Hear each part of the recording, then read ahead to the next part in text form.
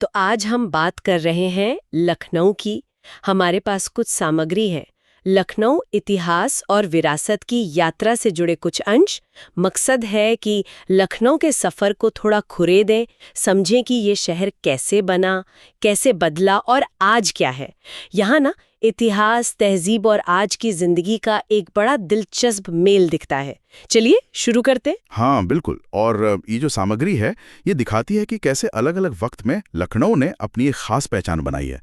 कहानी काफी पुरानी है वैसे। हाँ, मतलब स्रोत हमें बताते हैं कि प्राचीन काल में इसका नाम लक्ष्मणपुरी या लक्ष्मावती था। कहते हैं भगवान राम के भाई लक्ष्मण ने इसे बसाया था। जी, और स्रोत ये भी इशारा करते हैं कि ये शायद सिर्फ कहानी ना हो सकता है वहाँ लक्ष्मण टीला जैसी कोई जगह वाकई रही हो। लेकिन शहर की जो प्रशासनिक पहचान है वो ज्यादा मजबूत हुई मध्यकाल में।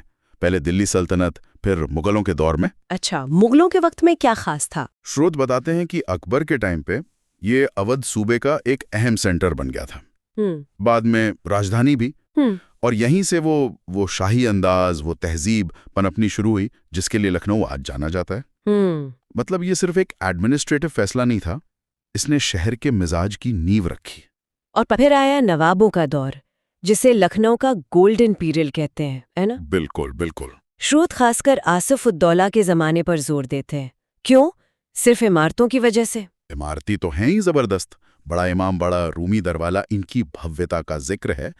लेकिन उससे भी बढ़कर सामग्री ये बताती है कि उनकी पॉलिसीज ने जानबूझकर एक मिलीजुली संस्कृति को, जिसे गंगा जमनी तहजीब कहते हैं, उसको बहुत बढ़ावा दिया। अच्छा। हाँ, वो माहौल था जिसमें फिर कला, संगीत, शायरी ये सब खूब फले फूले। वाह, मतलब नवाबों ने सिर्फ शहर नहीं बनाया, शहर की रूह को तराशा एक तरह से। कह सकते हैं।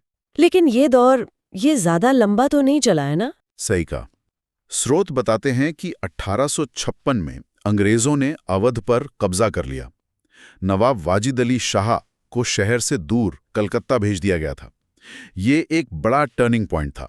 और इसके ठीक बाद 1857 का संग्राम। हाँ, 1857 में तो लखनऊ का बड़ा रोल रहा। जी, लखनऊ एक बड़ा केंद्र बना।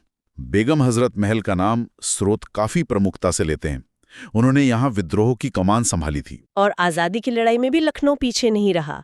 स्रोत में 1916 के लखनऊ पैक्ट का जिक्र आता है। वो क्या था? वो कांग्रेस और मुस्लिम लीग के बीच हुआ एक अहम समझौता था। ऐतिहासिक था वो। उसने आजादी की लड़ाई को एक नई दिशा दी थी। स्रोत ये भी बताते हैं कि कैसे गांधी जी, नेहरू जी जैसे बड़े नेताओं के लिए लखनऊ अहम था, रैलियों के लिए, बैठकों के लिए। और फिर आजादी के बाद ये उत्तर प्रदेश की राजधानी बना। तो ये तो हो गई इतिहास की बात। अब अगर आज के लखनऊ पर आएं, तो स्रोत क्या तस्वीर दिखाते हैं? क्या वो पुरानी पहचान अब भी बाकी है? स्रोत आज के लखनऊ को एक दिलचस्प कॉन्ट्रास्ट की तरह दिखाते हैं। एक तरफ हजरतगंज का वही पुराना चाम है, तो दूसरी तरफ एकदम नया लखनऊ, गोमती नगर, बड़े बड़े मॉल जैसे Lulu mall, Phoenix Palassio, Metro, Ekana stadium. हाँ, बिल्कुल नई पहचान। जी, तो पुरानी गलियां और नवाबी तहजीब के साथ ये नयापन कैसे घुल मिल रहा है या नहीं मिल रहा है, ये सवाल स्रोत उठाते हैं। और हाँ, एजुकेशनल हब भी हैं, लखनऊ यूनिवर्सिटी, CMS यानी सिटी मॉन्टेसरी स्कूल, KGMU यानी किंग जॉर्ज मेडिकल यूनिवर्सिटी, ये सब इसकी अकादमिक पहचान को मजबूत करते हैं। और जाहिर है, लखनऊ की बात हो और खाने का जिक्र ना हो, टुंडे कबाबी का नाम तो भूल ही नहीं सकते। बिल्कुल। साथ ही स्रोत चिकनकारी कढ़ाई और यहाँ की अदब, मतलब साहित्य और वो खास तहजीब, शिष्टाचार, उस पर भी रोशनी डालते हैं। हाँ, कबाब, चिकनकारी, अदब, ये सब लखनऊ की पहचान के वो हिस्से हैं जो वक्त के साथ बने हुए हैं। तो कुल मिलाकर इस पूरी चर्चा से यही समझ आता है कि लखनऊ सिर्फ कुछ इमारतों या बाजारों का शहर नहीं है। ये तो वक्त की कई परतों, अलग-अलग संस्कृतियों और हाँ, पुराने और नए के मेल से बना एक जीता जागता एहसास है। वो पहले आप वाली तहजीब लगता है आज भी कहीं न कहीं हवा में महसूस होती है। सही कहा। और यह हमें सोचने पर भी मजबूर करता है कि जिस तरह लखनऊ ने अपनी खास पहचान, अपनी गंगा जमुनी तहजीब, अपनी ऐतिहासिक विरासत को नए दौर के विकास के साथ सहेजने की कोशिश की है, क्या ये बैलेंस आगे बना रहेगा?